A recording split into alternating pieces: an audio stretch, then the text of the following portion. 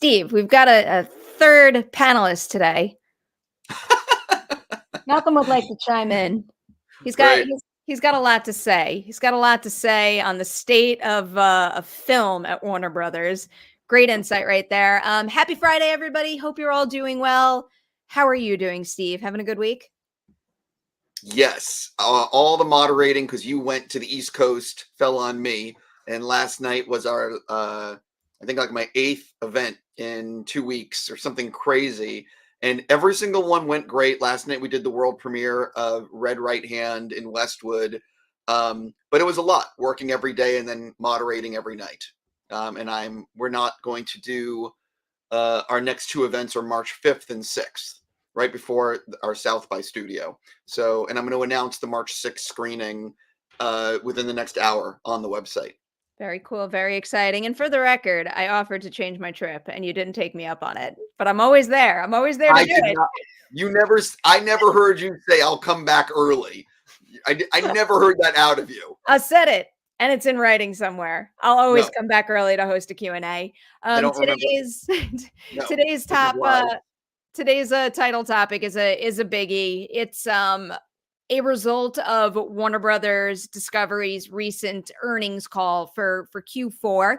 There's a lot of information from this call out there. Steve and I are going to keep our conversation specific to the film arm of it all, and we're going to mainly pull our source material from a Variety article that explains during Friday's Q4 earnings call, David Zaslav, Warner Brothers Discovery's CEO, of course, he said that James Gunn's Superman Legacy is going to start filming next week. And then he went on to say that, or at least this is how Variety paraphrases it, he sounded optimistic when delivering this Superman news. And then this is a direct quote from Zaslav.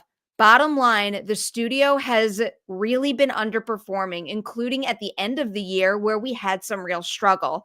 But we're very optimistic about this year, and it has given us the chance to have a lot of upside in the next 2 years.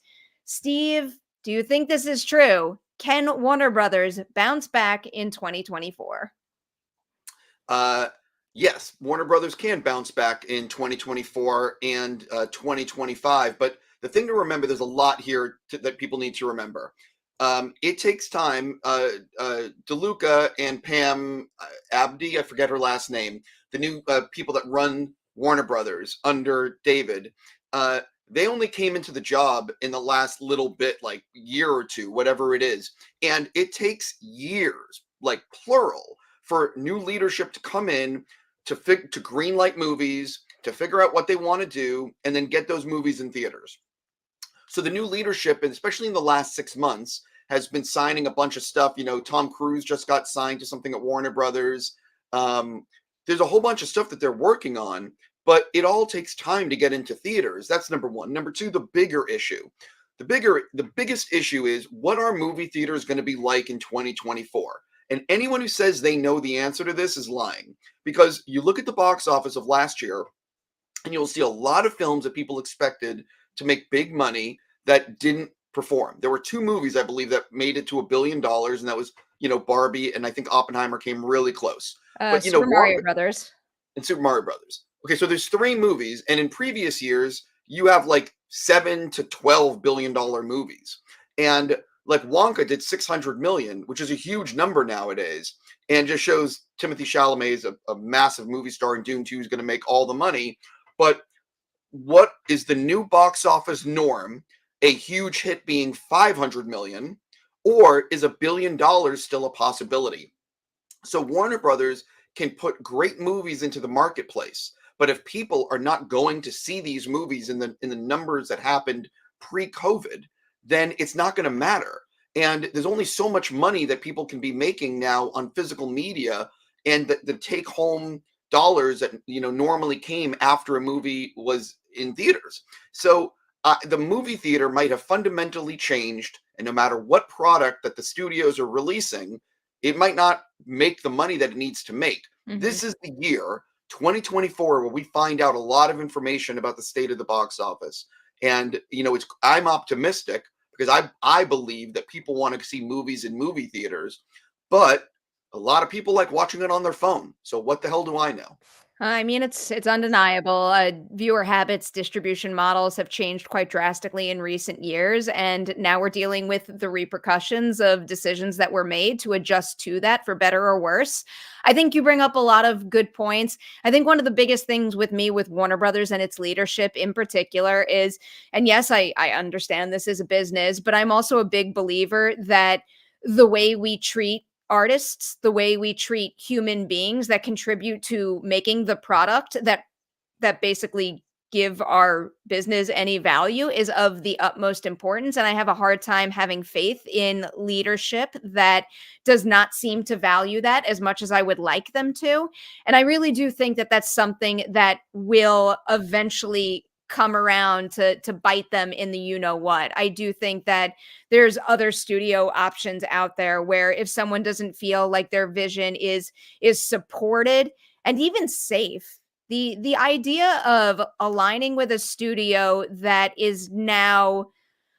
has now repeatedly erased films is a bit disturbing. So until those issues get ironed out, I personally can't have all that much faith in their leadership in the future of Warner Brothers.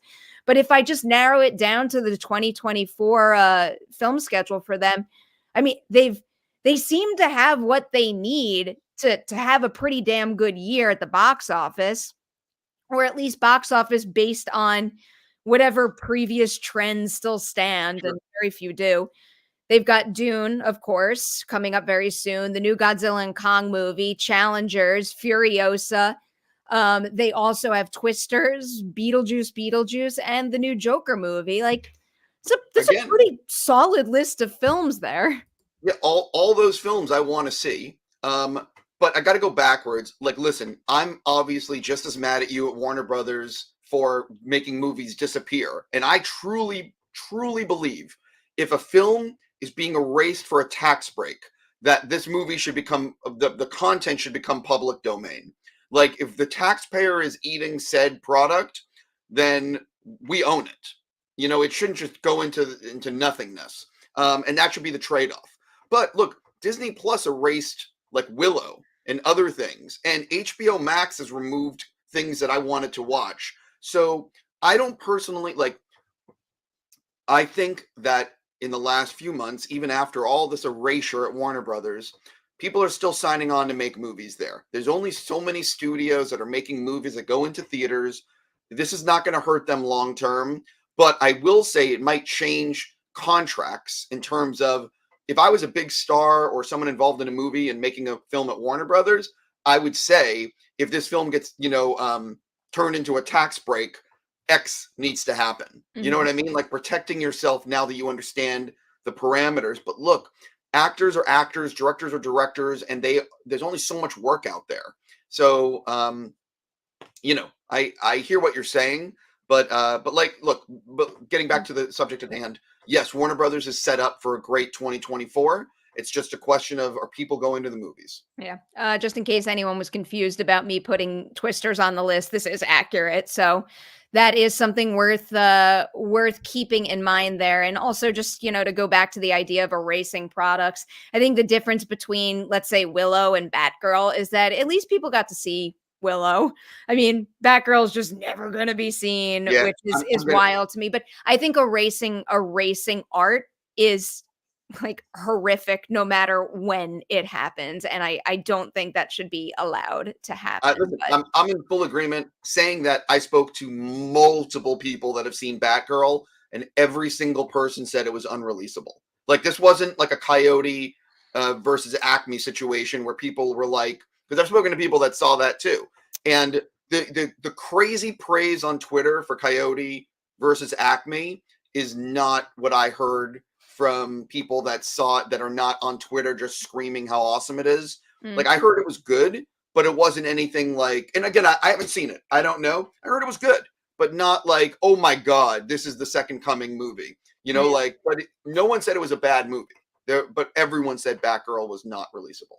I still don't like erasing people's work. And then also, when you're talking about those particular types of reactions, that's like a teeny tiny inside baseball pool of people versus the widest possible viewership. And I don't know, just as a really big believer that every single movie out there has a fan, like even if it has a 0 on Rotten Tomatoes, I bet you anything, someone out there loves that movie. And I like to respect that. And I always look forward to people finding those special somethings, even if it's something that the majority say is unreleasable or unwatchable.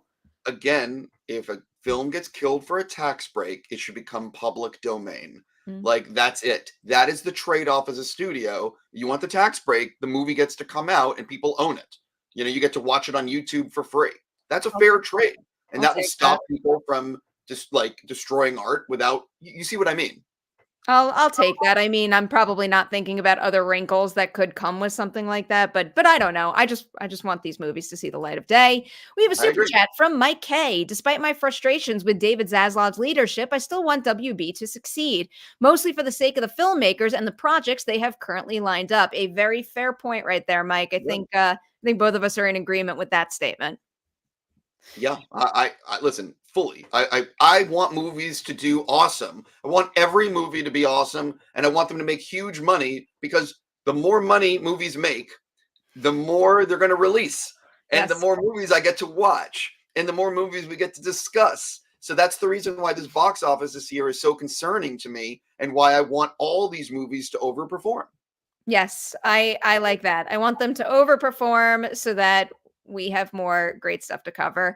Yeah. Here's something hopefully great that we'll have to cover in the future. Our second topic today is an update on the Game of Thrones franchise.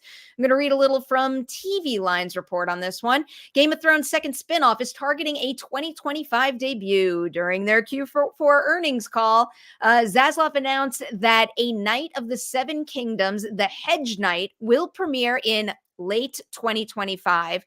The prequel was formally announced in April 2023. The series will be written and executive produced by Martin and Ira Parker. Here, just in case you need a little information on what the series is a quote from the TV Line report.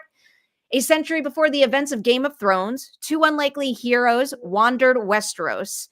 That comes from the previously released official logline. It continues, a young, naive, but courageous knight, Sir Duncan the Tall, aka Dunk, and his diminutive squire, Egg. Oh, that's not a sentence. Sorry. Set in an age when the Targaryen line still holds the Iron Throne and the memory of the last dragon has not yet passed from living memory, great destinies, powerful foes, and dangerous exploits all await these improbable and incomparable friends. So, Steve, how are you feeling about yet another Game of Thrones spinoff? And maybe also the time between that and the next season of House of the Dragon, given how often we're talking about IP fatigue right now. So I think that this is a no-brainer that they have to do another spin-off just because it's such a monetary gain for the studio and they're profitable endeavors. People love Game of Thrones. House of the Dragon is their biggest hit at Max HBO. I think that the key is trying to make it so you have a release schedule of these shows that the 52 weeks in the year, these shows are going to be 8 episodes each, and so you release one in the summer, one in the winter, and then you're keeping people invested in Westeros. And this also, I like the idea that it's a completely different show than Mhm. House of the Dragon. And that's the thing, is you don't want to have one of the problems when they were releasing, not to get back to Star Wars, but releasing Star Wars in theaters, you had all these different characters and different movies going, and it was a little confusing, I think, to some people. And what I like about this is going to be completely separate series. The real question is, can they get 3 series on the air at the same time? Because to me, that might be audience, not fatigue, but confusion, trying to distinguish between 3 of them. But it's clear that they're going to mine Game of Thrones as hard as they can and Mhm. dig as deep as they can until they hit, the lava and it burns everything, you Yeah. know. But I think that the other thing is that the problem is making a release schedule. So in an ideal situation, they're filming the season 3 of House of the Dragon this summer to make next summer. You know what I mean? Like, just always being ahead. Anyway.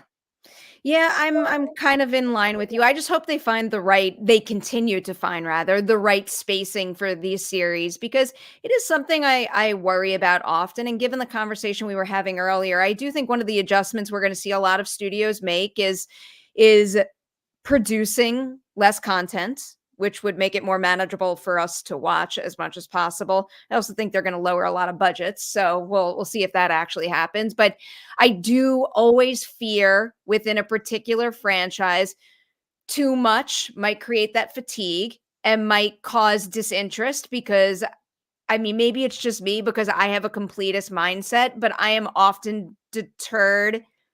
I often steer away from keeping up with a franchise that I find overwhelming to keep up with.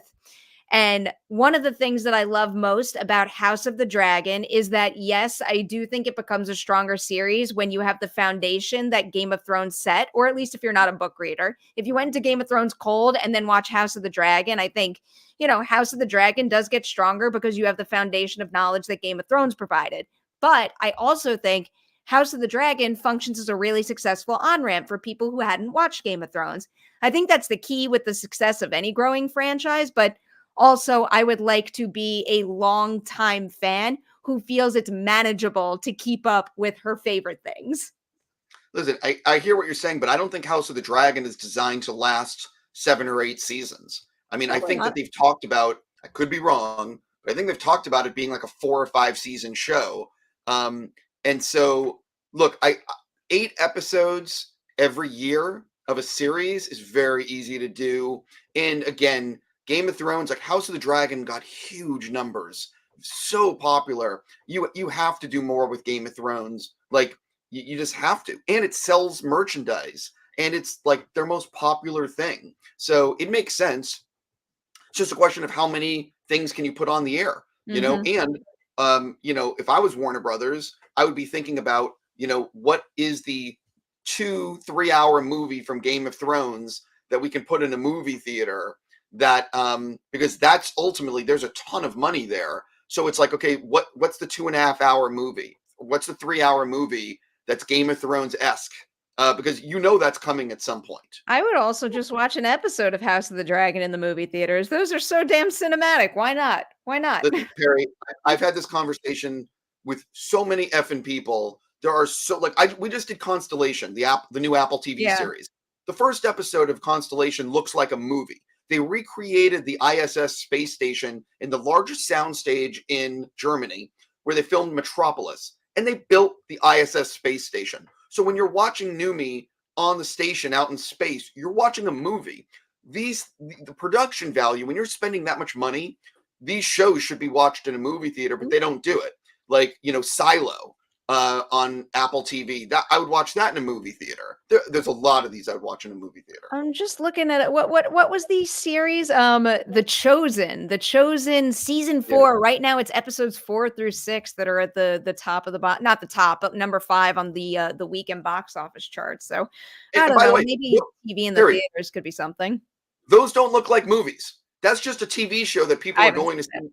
see. I'm telling you, it's a TV show that people are watching in a movie theater. The high budget shows like House of the Dragon, or anything that costs like 15 million or above, these Yeah. have incredible production value, and you can watch it in a movie theater and you'd be fine. I will also say, and just to plug our own screening series, when we screened those 2 episodes of Extraordinary, I mean, it's not like a big budget epic like Game of Thrones. It's very much, like an intimate comedy, but being able to experience that with a whole group of people in a packed house and have that shared laugh together. I mean, I love that show. I'll happily watch it over and over by myself at home all the time. But if I had more opportunities to share that experience with others like we just did, I would take it in a heartbeat.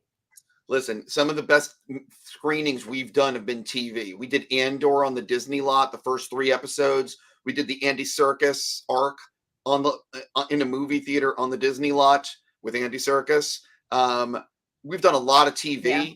TV. We did For All Mankind, the finale recently. Like, I'm saying to you, these shows look incredible, Mhm. and it's a shame they're not offered more in theaters. Yep, absolutely. So we wanted to close out today's episode with like a feel good story, a cool story that should be celebrated. I'll read from our Collider article. A group of film directors have officially taken ownership of the historic Village Theater in Westwood.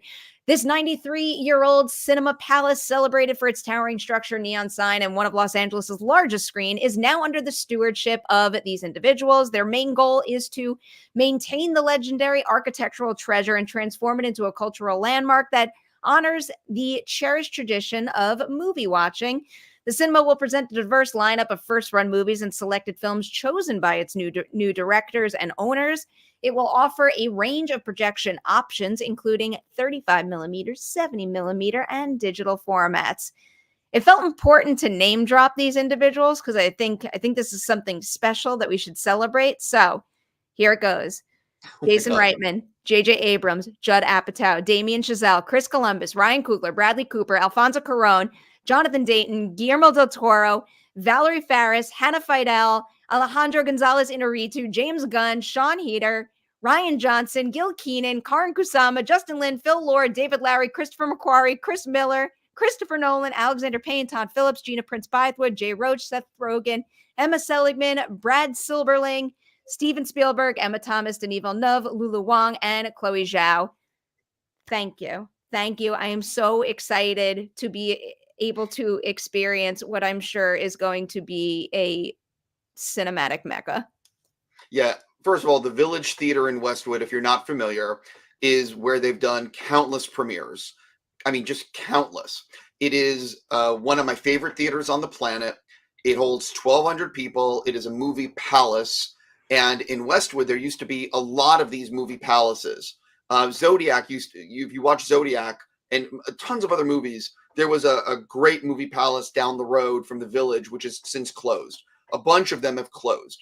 And while the Village is a historic landmark, it was being sold for $12 million.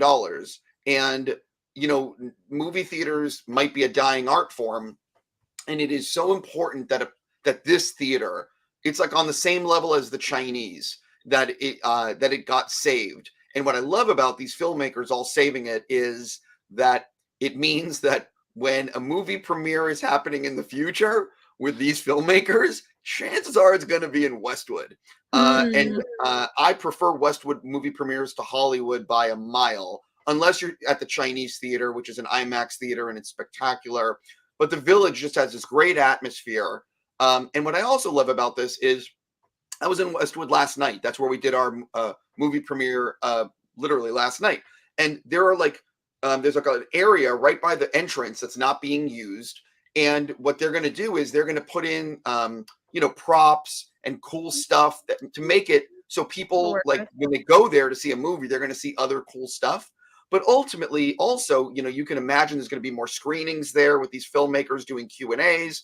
And I'm just really happy this theater got saved. And what I love about Los Angeles, especially the last few years, is how many filmmakers have been saving movie theaters and buying movie theaters. Quentin Tarantino owns a few. All these filmmakers now own the Village. It's just fantastic. And Netflix just revitalized the Egyptian on Hollywood Boulevard and redid it for the 1920s, and it's spectacular in there. Like, just amazing. And in this day and age where movie theaters are closing and theater chains are going out of business, and who knows what's going to happen with the future, these movie theaters are going to be around, and it's great. Yeah, I can't say enough good things about this story. And, I don't want to imply that studios can't have a similar impact, but the thought of people who I know to my core are like film first elements of this business. Like they're always going to go in with the purest intentions and want the best for the other people in this industry and the product that they make. I just feel like that's going to create a lot of really special places there, but also other theaters that wind up under similar ownership. So I kind of hope this sparks a trend because I like these people and I like what it could mean for the future of movie going in LA and hopefully beyond. With that, one last thing. All we need now is for them to announce the reopening date of the ArcLight Hollywood. Please. And I will be incredibly happy because the Cinerama Dome is sitting empty and has been for years, and that needs to change. And your cat did something. No, it actually wasn't him. I think someone might have like slammed a door because a lot of stuff just fell off the wall. It's weird. Earthquake. Yeah, not here. I've already experienced my earthquake in the middle of my Madam Web interview. I think I'm good for a little while. With that, we are out of here for this Friday and for this week. Before we say goodbye, is there anything you'd like to promote, Steve? That's a good question. No. Well, I'm going to announce the March 6th screening in the next hour once I Sweet. can finish writing it up. All right, keep an eye out for that, everyone. I will take a moment to let you know that the Sophie Wilde Ladies Night is up and running on this very YouTube channel. And then tomorrow, I could say it this time because I have checked a cut of it. It's great. It's ready to roll. The next edition of Collider Ladies Night is with Beanie Feldstein for Drive Away Dolls. She's one of my favorite people in this business. I think she's hugely talented and just a ray of light. So it was a real honor to have her on the show. And you will be able to see that tomorrow right here on this YouTube channel. With that, we will say goodbye. Have a wonderful weekend, everyone. And we will see you on Monday for a brand new edition of Collider Dailies.